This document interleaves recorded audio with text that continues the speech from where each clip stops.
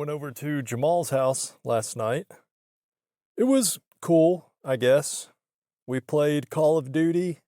Not the new one, actually. I guess it was the one that came out last year.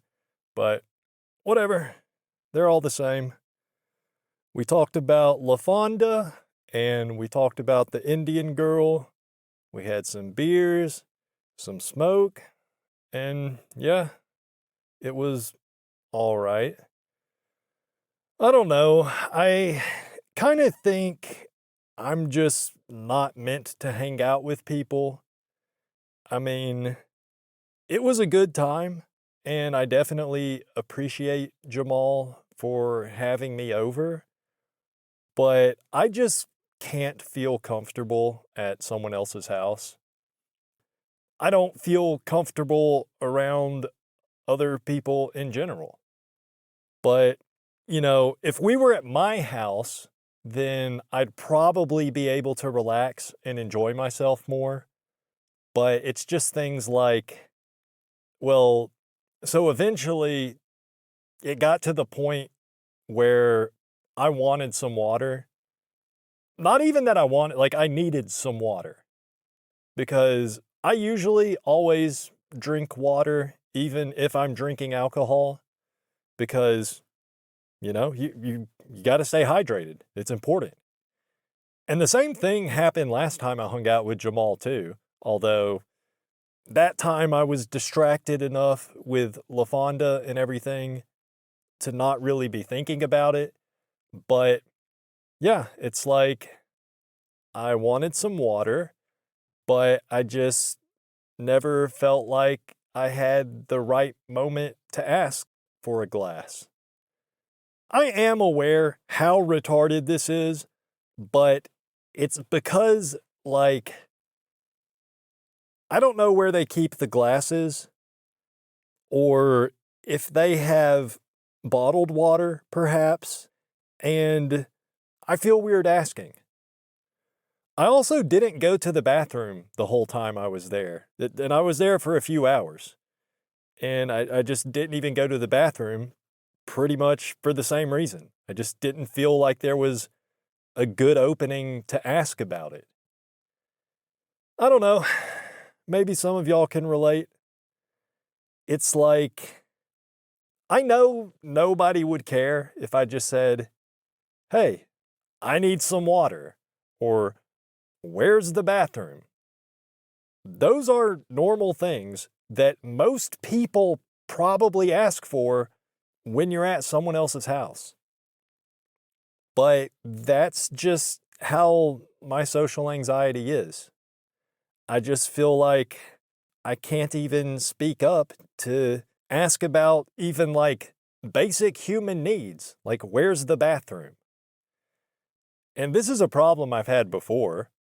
And it's weird because I did feel comfortable enough just talking about random things or talking about shit that's going on in the game while we were playing zombies. So I wasn't just sitting there totally silent the whole time. I wasn't just sitting there having a panic attack, really. I was, for the most part, not that uncomfortable other than how badly I needed water. And, I also needed to go to the bathroom eventually. But needing water was the more pressing feeling. And yeah, we talked about LaFonda too. And I was the one that brought her up. But I think it's just because, like, asking for water or whatever feels kind of like asking for a favor, I guess. I really don't know why I'm like that, but just certain things like that, I just have anxiety about it. And then other things, I mean, most things really, I wouldn't say I felt completely open and relaxed, because I definitely didn't. But yeah, I don't know. Maybe I'm just weird like that. But yeah, I had a good time overall, but that's kind of how it was the whole time. I just didn't feel like I could fully relax.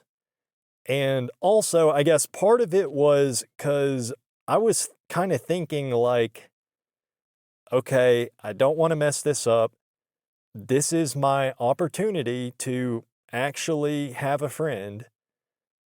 And I also felt like, I don't know, like, why does Jamal even want to hang out with me in the first place? Because I'm pretty sure he has lots of friends that he could hang out with.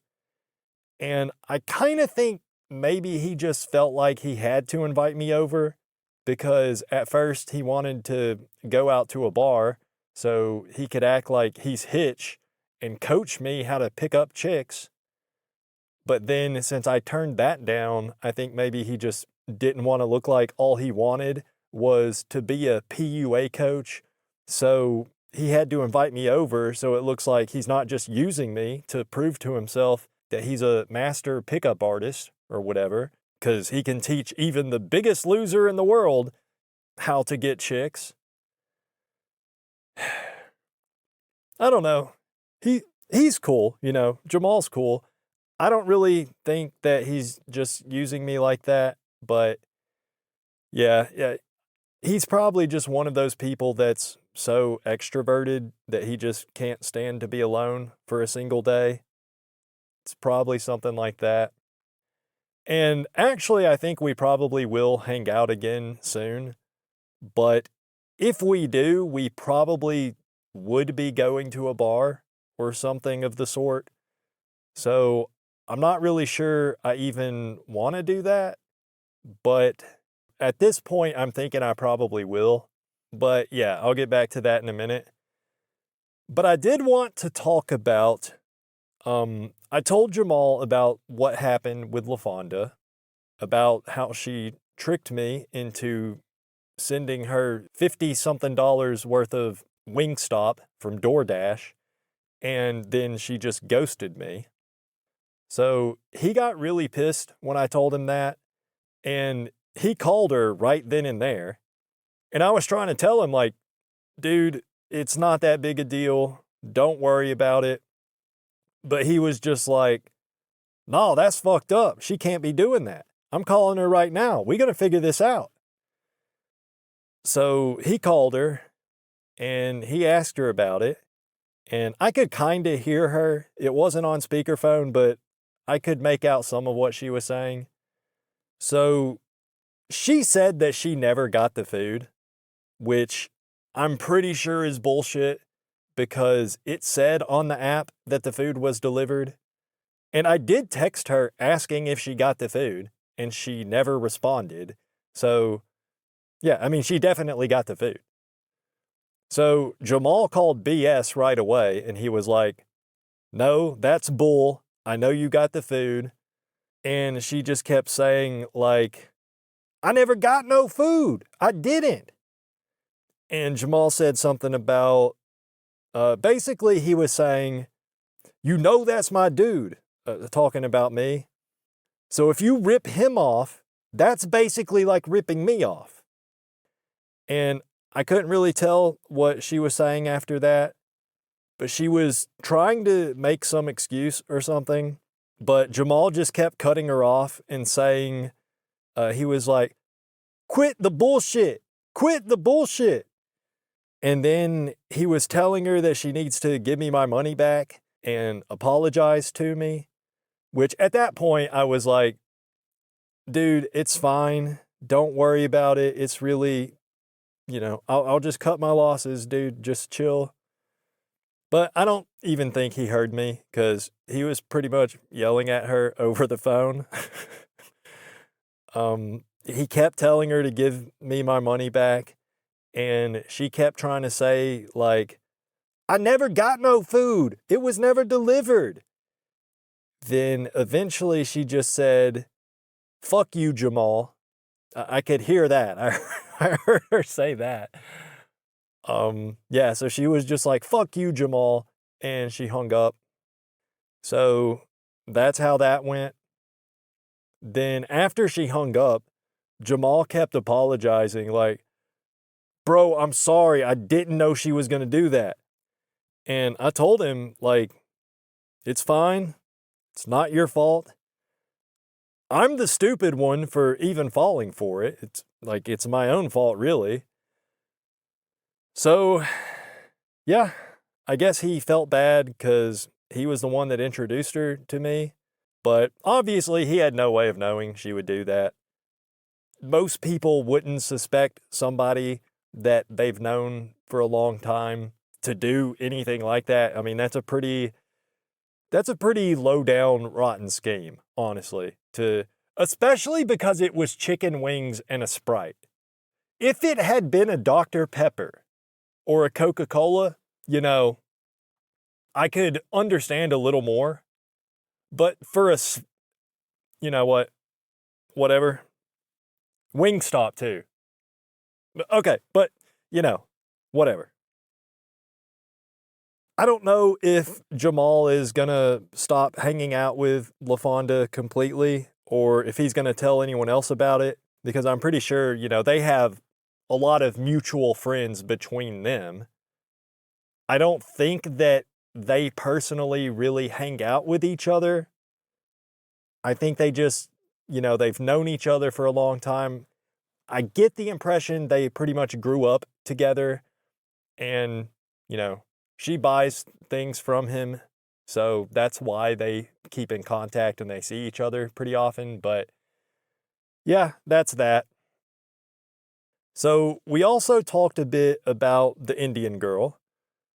I already told him the other day when we were texting, I told him that I never actually did anything with her other than kiss her a few times. So he was like, how is that even possible if y'all were dating? And, I was just like, I don't know. And I told him the whole thing about the nightmare date from hell where we ran into her classmate and how she told me later that that guy had bonked her. And Jamal was like, oh yeah, I would have dumped her for that too. That was the right move. But yeah, he was saying, like, before I told him that part and we were talking about how I never bonked her, he was telling me, like, bro, they always say they want to wait. You just got to do it anyway. And I'm like, I said, I mean, she has to agree to it first. I can't just do it if she doesn't want to. And he said, that's how they always act. You just got to do what you want to do, and she'll let you do it. And he said something like, if she tries to tell you to stop or push you away or whatever, then you just stop and count to 3 in your head, and then just go right back to what you were doing. And if that happens 3 times, like she tells you to stop 3 times, and then you count to 3 in your head and repeat that like 3 times. After the 3rd time, that's when you actually stop. So that was Jamal's advice about that, which, I feel like if that's how you have to act to get some action, then I'm definitely never getting any, because there's no way I would risk, like, you could get in trouble that way. Not to mention, if someone says to stop doing something, even like, not even with that type of situation, but if someone was just like, stop shaking my hand or whatever, in my opinion, I feel like you probably should just stop. I don't think Jamal really meant it like, he's giving me this advice, but he's speaking from the perspective of a neurotypical person that is probably better at reading people than I am. And he's probably better at reading people than the average person just because he's so extroverted. So, whatever. That was Jamal's advice. I don't think it's very good advice. I'm not personally, I think, ever gonna take that advice. Even, I don't think I'll ever end up in that situation again, really. Who knows? I might. But if I did, I don't think I don't think I'm going to, count to 3 in my head and then go right back at it. I just, don't really feel comfortable with that.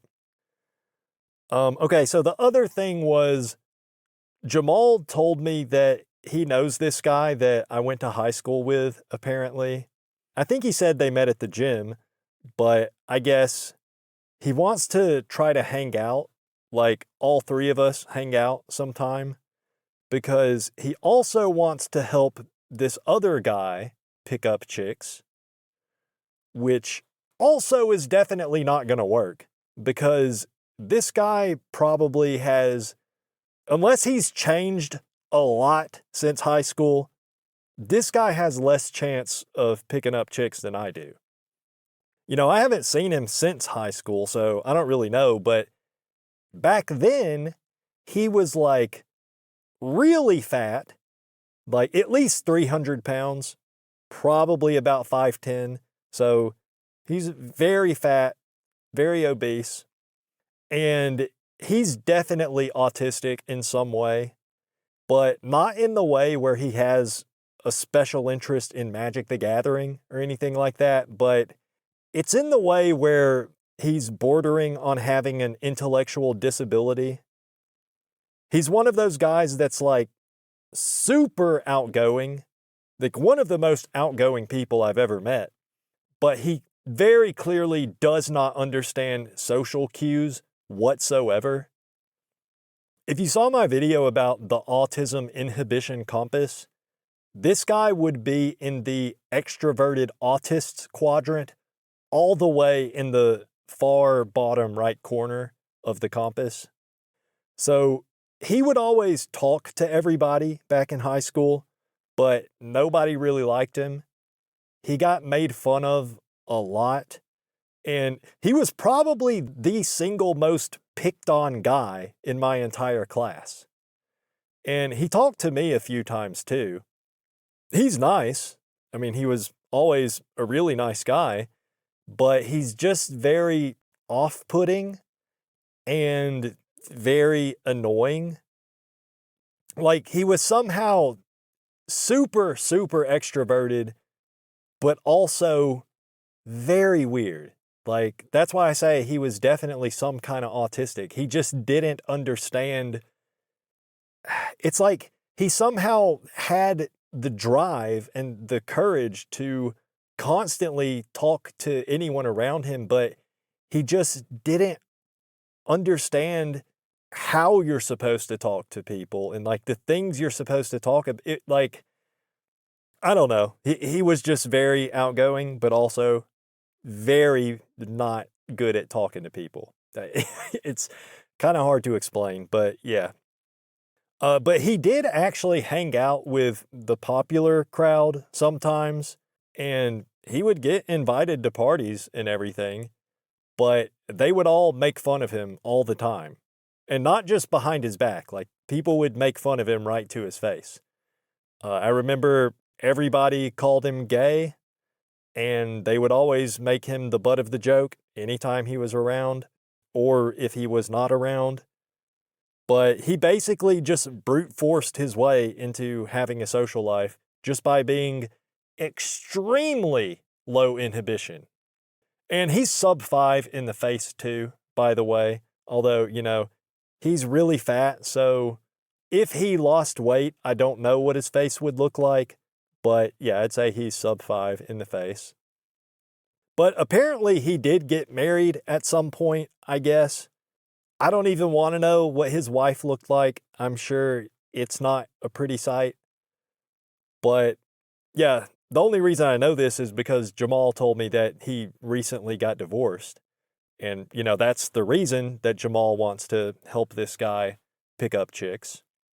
And I guess he wants to do it as a batch deal with me and this guy at the same time, teaching us both how to pick up chicks. Which I'm not going to do that, by the way. I think I might go out with the both of them to hang out, and maybe I'll just kind of hang back and watch as Jamal coaches this guy on picking up chicks. But I already told Jamal, I'll hang out with y'all, but I'm not I'm not going to be approaching random women. Like, I'm not comfortable with that. And he said that's cool, you know, he still wants me to hang out with him. So, yeah. But yeah, one thing I remember about this guy that I went to high school with, so everybody would always call him gay. And I remember one time this one football player called him gay. And I guess he was trying to do a reverse psychology thing or something. Or he was trying to act like it didn't bother him, I guess. So this guy called him gay. And he was just like, yeah, I am gay. So everyone was like, what? And he was like, I'm gay. So then everyone was just making fun of him some more. And I guess he realized it wasn't working. So then he tried to be like, well, since y'all always want me to be gay, then I guess I'm gay. And this was in weight training class, by the way. So it was only guys in there. And the coach, or he was the football coach, but he was like the teacher of that class, you know. He pretty much just stayed in his office the entire time. So he didn't really supervise us. So we were all just left in the weight room, left to our own devices. So everybody was laughing at this guy. They're all laughing at him, calling him gay, like, oh, finally, he admits it. And I just remember at some point, the guy started tearing up, and he was just saying, like, you know it's not funny, right? But everybody was laughing. And I mean, I guess it was like one or two guys that were the main ones antagonizing him. It wasn't like literally everybody in the room actively yelling at this guy, calling him gay, but most people in there were laughing. And I will admit, you know, I don't think I laughed out loud, but it was kind of funny because the way the guy was acting was very dramatic and just, you know, looking back, it's not funny, but if you were there, it was kind of funny. But yeah, it was really just one or two guys that were the main antagonists, and then a lot of other people were laughing. So he starts like just full on crying. And this was senior year, by the way, so he was 17 or 18 years old, and he's just, you know, full on crying. So at that point, you could see the mood changing in the room. A lot of people were starting to look like, okay, this has gone too far. It's not funny anymore. But the main guy that was antagonizing him just kept ripping into him. Like, he was loving that the guy started crying, and he just kept going harder. So then the guy is like, stop it now. And like, I don't want to laugh because it is sad to think about, because the guy was always very nice to everybody. He meant well, but he did very much get on people's nerves because he just couldn't take a hint. But yeah, so the guy's like crying and people are laughing at him. He's like, stop it. And so he took off one of his flip-flops and he throws it at the guy that was the main one antagonizing him, and it missed. So then he immediately took off his other flip-flop and he threw that one at him too. And again, he missed, which, you know, it was basically like, if you've seen that old video where a guy throws his shoes at George Bush, exactly like that. Except, if I recall correctly, in that video, George W. Bush actually, like, the shoes were actually on target, but he dodged them. But in this case, the guy didn't have to dodge at all. You know, the flip-flops were not on target. It was two bad throws in a row. But yeah, so he throws his flip-flops at the guy. He missed 2 times. And again, you know, I did feel bad for the guy, and I feel bad for him looking back. But if you were there, I promise, like, it was funny. You couldn't not laugh seeing he threw his flip-flops. And again, like, I feel bad for him. He didn't deserve that, but yeah, it was funny. And as horrible as it sounds, this guy really would get on people's nerves, and he just would never take a hint. So, he obviously didn't deserve to be treated that way, but I do understand why it happened.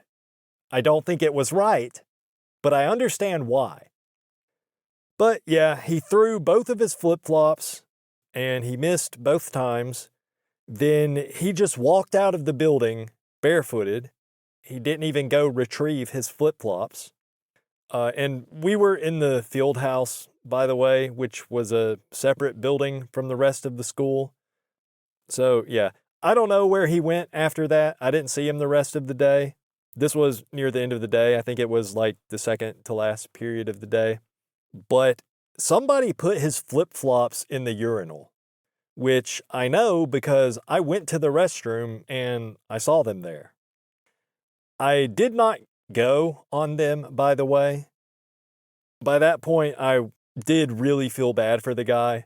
Not that I would have gone on somebody's flip-flops otherwise, that I would never do something like that. But yeah, they put his flip-flops in the urinal. But the main guy that was doing most of the taunting, he was one of the guys that actually hung out with this guy outside of school. So he was basically like one of the guy's best friends, I guess. Now, would you call that a real friend? No, I think definitely not. But they hung out outside of school like a lot, I think. So it was kind of a weird dynamic there. But yeah, like I say, the guy pretty much brute forced his way into a social life, but the people that hung out with him clearly did not actually want him around. I think, he just wore people down over time. And yeah, I don't know. It's kind of weird, but that's how it was. So yeah, I guess Jamal already floated the idea with this guy about the three of us hitting up the bars together, and he's down with it. So, I don't know. I'm sure he's kind of mellowed out by now. All this was back in high school when I knew him. He's probably at least a little bit less annoying now than he was back then. But I can't say that I really want to hang out with him, but maybe I will. I mean, I probably will. I told Jamal I'd think about it, but I did tell him I'm not going to be approaching any random women, and he said that's cool. He's not going to pressure me to do that, but it would still be cool if I would come hang out. So, yeah, that's pretty much it. I did have fun, It was a good time, even though I really did need some water, and at some point I needed to really go to the bathroom. I wasn't like dying of thirst, because we were drinking beers, but I did need some water. Like you know how it is. You're drinking beers, you need to drink water too. You got to drink both. So yeah, it was a good time, but I just wasn't able to like fully relax. But maybe I would eventually get over that if I hang out with Jamal some more. I don't really know. I'm really bad at Call of Duty, especially like we were playing zombies most of the time, and I don't know, it's like they all just gang up on you and then you die. Then it's over. It's just like my real life, except instead of everyone ganging up on me, everyone just ignores me. But the rest is the same.